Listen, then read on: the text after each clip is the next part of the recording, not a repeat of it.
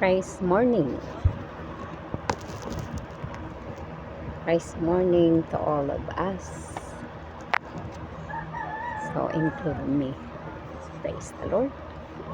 Praise the Lord that the Lord Jesus has releasing us to today. Amen. Today is a day of our week 10, day 4. It means Thursday. Thursday. Day of Thursday, May 30, 2024. Praise the Lord for our morning nourishment. This is our morning nourishment on YouTube. Amen. Praise the Lord. So, we are here in our week 10, day 4.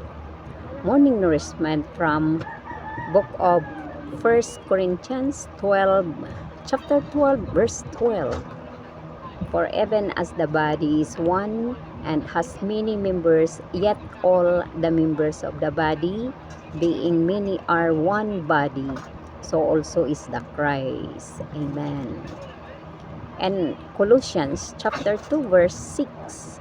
As therefore you have received the Christ Jesus the Lord, walk in Him. Amen.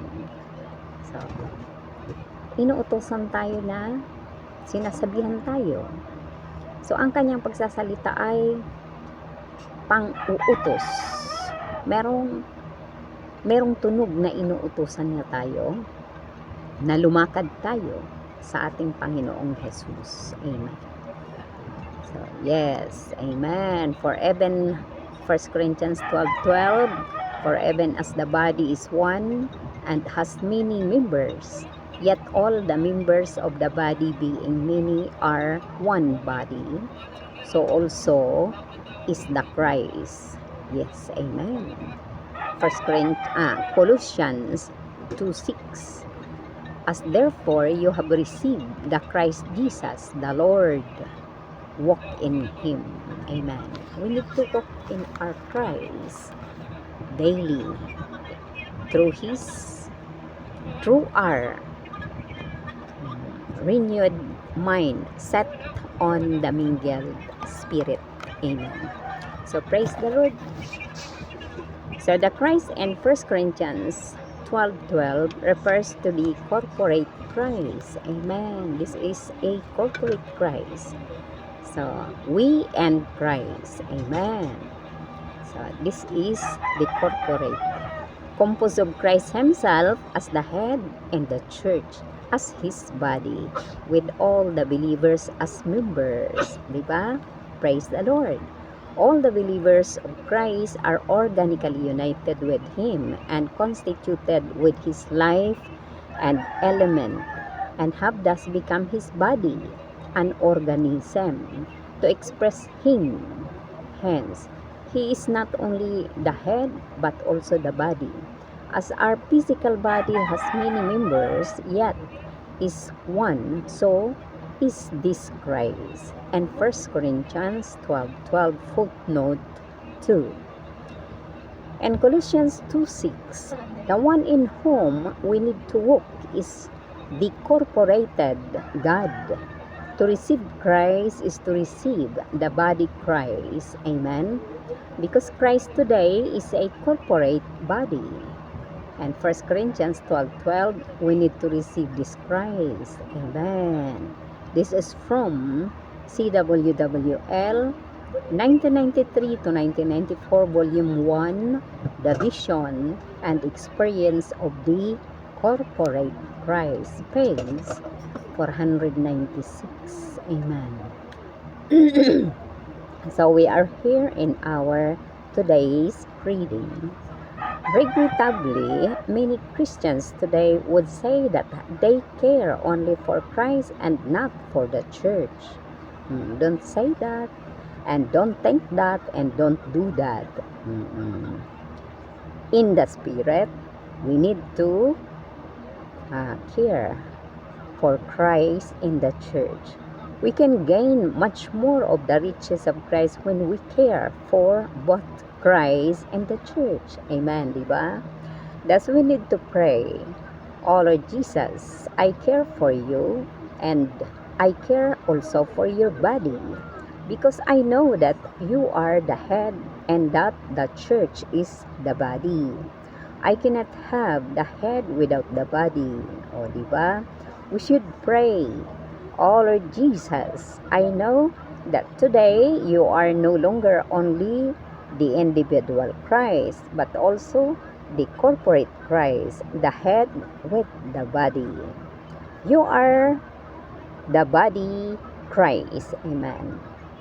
This is the body Christ. Therefore, we and Christ the body Christ. Therefore, Lord Jesus, I receive you as well as your body. I receive the body Christ, and I desire to walk in this Christ. Amen. Praise the Lord, di ba?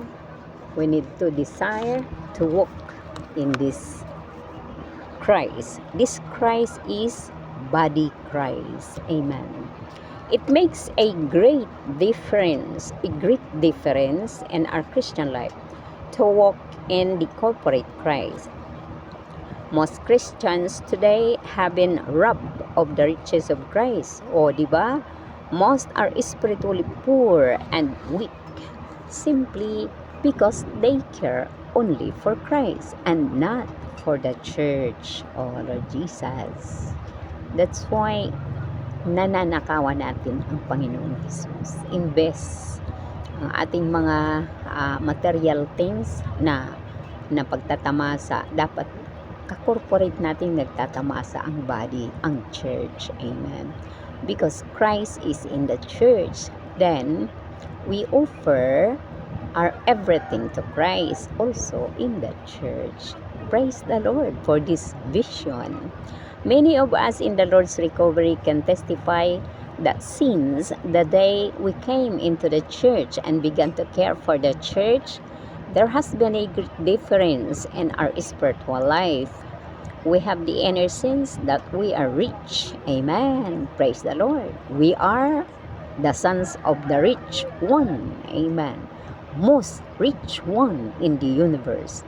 Everyone in the church is a spiritual billionaire. We are all rich. Amen. Praise the Lord. We have been baptized into the body, so now we need to see that the body is. 1 Corinthians 12:12 does not end as we might expect by saying, "So also is the church." It ends with the word, "So also is the Christ." Amen. The Christ at the end of this verse is the body Christ. Yes, Christ as the body. 1 Corinthians 12:12 clearly reveals the fact that Christ is a body with many members. Amen. Hallelujah. For Christ, many members. For Christ's body, this body Christ. This is the body Christ. Amen. The incorporated God. O, di ba? Praise the Lord. Kailangan mong makasama namin this incorporated God. Because we are in the body and are part of the body, we are enjoying the body Christ. Some believers may feel that there is no need to go to a meeting in order to enjoy Christ. If they stay by themselves, they may enjoy a small portion of the individual Christ. But they will never enjoy the riches of the body Christ. Yeah, that's why we need to go to meeting. Amen. Meeting in the church. Amen. In the meeting of the church, every member of the body has a portion of Christ. Yes, we have a portion to speak for Christ and speaking for Christ. Speak for Christ. Amen. And speak Christ. For this reason, we each need to open our mouth to release the riches of Christ within us. If we do not come to the meetings and open up our mouth to release the riches of Christ, we will have only our individual portion of Christ. Oh, Lord Jesus, it is very small. individual portion only. We all need to share our portion of Christ and enjoy the portion of others. Yes. What they enjoyed, we need to share. Amen. We need to hear and we need to take our portion for their portion. Amen. Because their portion, our portion too. Amen. So, this mutual sharing of Christ by all the members in the body can be compared to the circulation of blood in our physical body. The more a member sends out blood to the rest of the body, the more blood comes into the member. The more we open up our mouth to release Christ, the more Christ comes into us. Amen. Therefore, we all need to release our portion of Christ in the meetings. Amen. Hallelujah. Diba? Napakaganda. So, praise the Lord for our Christ in the meetings.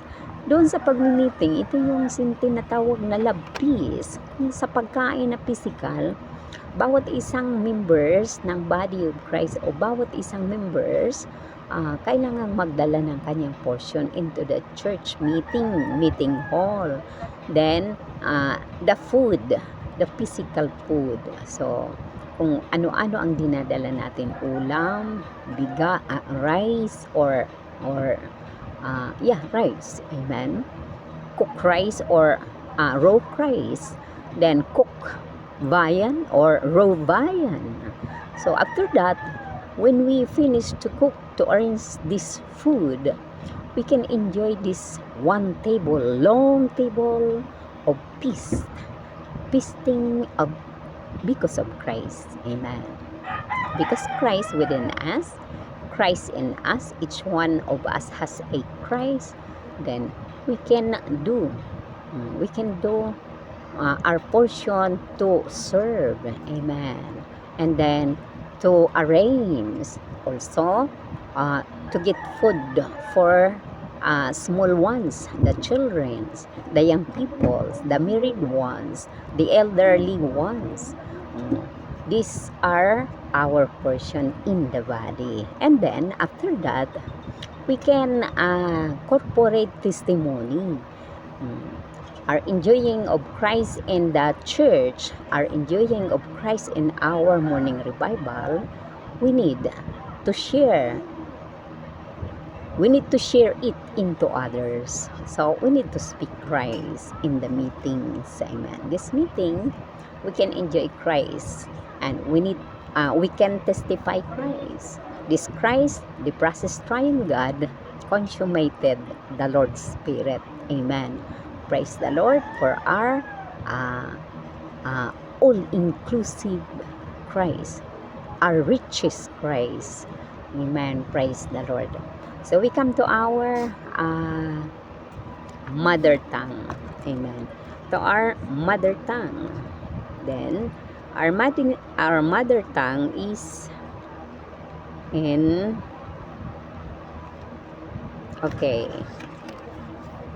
andito tayo sa ating tunay na salita ng ating Filipino language. Amen. Pang-umagang pagpapakain, ika-10 linggo, Huwebes. Amen. Araw ng Huwebes, pang-umagang pagpapakain. 1 Korinto 12:12. Amen. Kapitulo 12. And then, versikulo 12, sapagkat kung paanong ang katawan ay iisa at may maraming sangkap, gayon din ang lahat ng sangkap ng katawan. Bagamat marami ay iisang katawan, gayon din naman ang Kristo. So sa Kolosas 2:6, kaya't kung paanong tinanggap ninyo ang Kristo si Jesus na Panginoon, lumakad kayo sa loob niya. Amen. So, ito yung pautos na salita ng ating Apostle Paul through the mouth or through the Spirit of our Lord Jesus Christ that speak in the mouth of Apostle Paul. Amen. So, ang Kristo sa Sa 1 Korinto 2:2 ay tumutukoy sa sama-samang Kristo. Binubuo ni Kristo mismo bilang ulo at ng Eklesiya bilang kanyang katawan, kasama ng lahat ng mananampalataya bilang mga sangkap. Di ba? So, lahat ng mananampalataya ni Kristo ay organikong kaisa niya. Buhay, organikong kaisa niya. At nabuuan ng kanyang buhay at elemento at sa gayon ay naging kanyang katawan, isang organismo upang ihayag siya, di ba? Once na tayo nakiisa sa Panginoon, naihahayag natin ang ating Panginoong Hesus dahil kaisa niya tayo katulad ni Apostol Pablo. Kaisa siya niya ng Panginoong Hesus, kaya ang salita ng Panginoon pinadadaan sa bibig ni Apostol Pablo, so isinasalita ni Apostol Pablo, di ba? So ganun, naihahayag niya si Kristo. Amen. Kaya hindi lamang siya ang ulo bagkus ang katawan din. Kung paano ang ating physical na katawan ay may maraming sangkap, gayon may iisa. Gayon din ang Kristong ito. So, amen. Purihin ang Panginoon. Sa 1 Korinto 12:12, talababa 2. Amen. Sa Kolosas 2:6, ang isa kung kanino tayo kailangang lumakad ay ang nailakip na Diyos. Nailakip na Diyos. Ang tanggapin si Kristo ay ang tanggapin ang katawan Kristo. Sapagkat si Kristo ngayon ay isang sama-samang katawan. O, di ba? Nauunawaan ninyo ang sama-samang katawan. Sa 1 Korinto 12:12, kailangan nating tanggapin ang Kristong ito. Amen. So, ang ating babasahin ngayon. So, nakapanghihinayang na maraming Kristiyano ngayon ang nagsasabi na pinahahalagahan lamang nila si Kristo at hindi ang Eklesiya. Makapagtatamo tayo ng higit pang kayamanan ni Kristo kapag pinahahalagahan natin kapwa si Kristo at ang Eklesiya. Amen. That's why kailangan nating pahalagahan si Kristo at ang Eklesiya. So, purihin ang Panginoon. Kaya kailangan nating manalangin. Panginoong Hesus, pinahahalagahan kita at pinahahalagahan ko rin ang iyong katawan. Sapagkat alam ko na ikaw ang ulo at na ang Eklesiya ang katawan. Hindi ko maaaring taglayin ang ulo na wala ang katawan. Yes, di ba? Meron kang katawan tapos wala kang ulo, paano ka mabubuhay? Dapat tayong manalangin, Panginoong Hesus.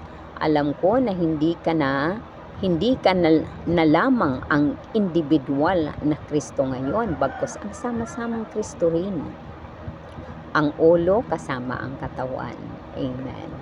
Ang ulo kasama ang katawan. Amen. Praise the Lord, di ba? Oh, Lord Jesus. Amen. So, ikaw ang katawan Kristo. Katawan Kristo. Kaya Panginoong Hesus, katawan Kristo. At ninanais kong lumakad sa loob ng Kristong ito.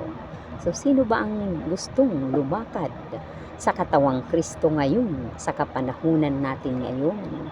Ako gusto ko. Kayo mga kapatid, gusto nyo rin ba?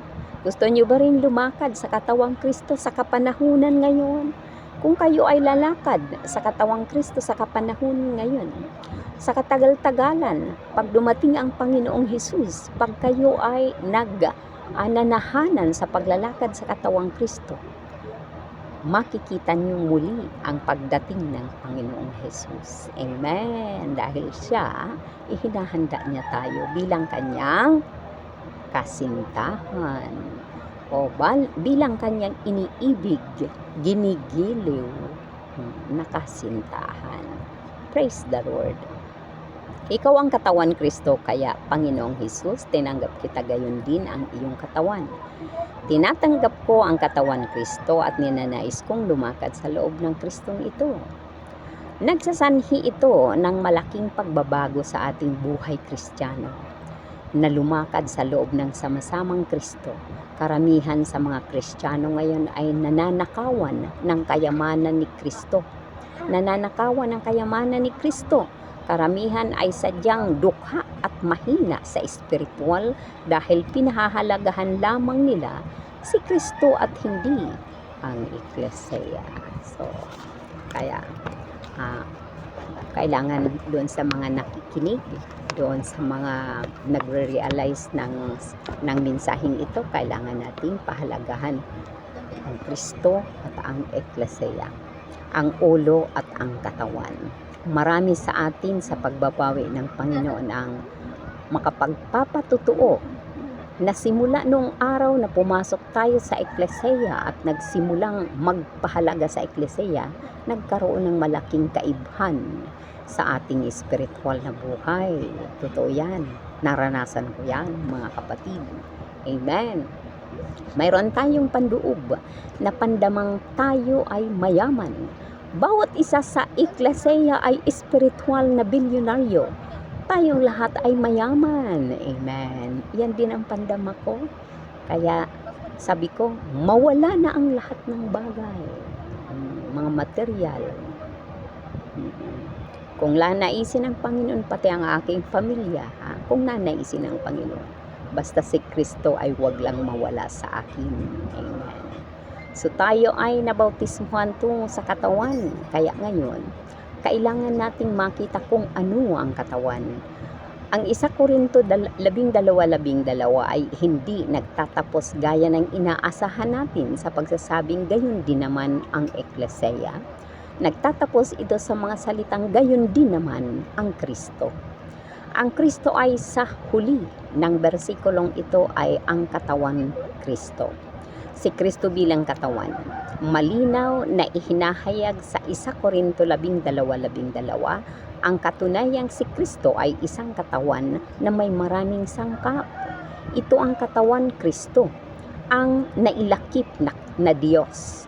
Dahil tayo ay nasa katawan at bahagi ng katawan, tinatamasa natin ang katawan Kristo. Maaring madama ng ilang mananampalataya